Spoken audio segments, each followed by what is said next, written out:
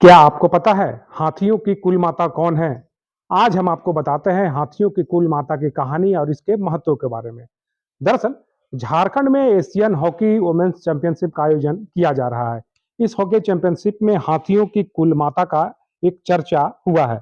दरअसल हाथियों की कुल माता एक जूही हथनी है जो एशियन वुमेन्स हॉकी चैंपियनशिप की शुभंकर बनाई गई है। सबसे बड़ी बात है कि 1981 में पलामू टाइगर रिजर्व के अधिकारियों ने जूही हथनी को बिहार के सोनपुर मेला से खरीदा था। जिससे खरीदा था वह व्यक्ति सीतामढ़ी का रहने वाला था। सबसे बड़ी बात है कि इसके महत्व के बारे में कई कहानियां हैं, जैसे कि पीटीआर के इलाके में जो पर्यटकों को लेकर जूही जाती थी तो वे अपने एक्टिविटी से बता देते थे कि आसपास जो जंगली जो हिंसक जीव हैं जैसे बाघ हो, तेंदुआ हो, चाहे बाइसन हो, चाहे अन्य जीवों के बारे में जानकारी देती थी।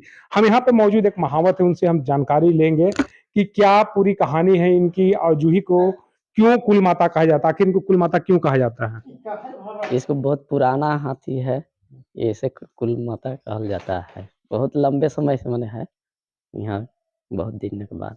दरअसल आपको बता दें कि पलामू टाइगर रिजर्व के बेतला शिल्प पार्क के आरे इलाके में कई हाथियों को लाया गया था जिनका व्यवसायिक गतिविधि में इस्तेमाल होता था और पर्यटकों को घुमाने के लिए इस्तेमाल किया था।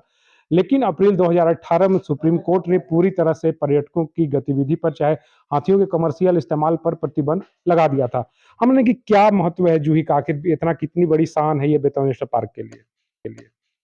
जूही इसलिए बड़ी शान है कि अभी तक सबसे पुराना हाथी हमारे यहाँ जो है कि जूही है।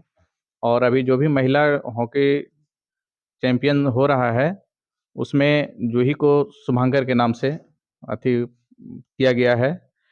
तो हमारे यहाँ जूही सबसे पुराना है, इसीलिए यह प्रचलित है। और पुराने भी जितने भी पर्यटक हैं, वो जो भी आते हैं जूही को ही खोजते हैं, क्योंकि उससे वो पहले सवारी कर चुके हैं।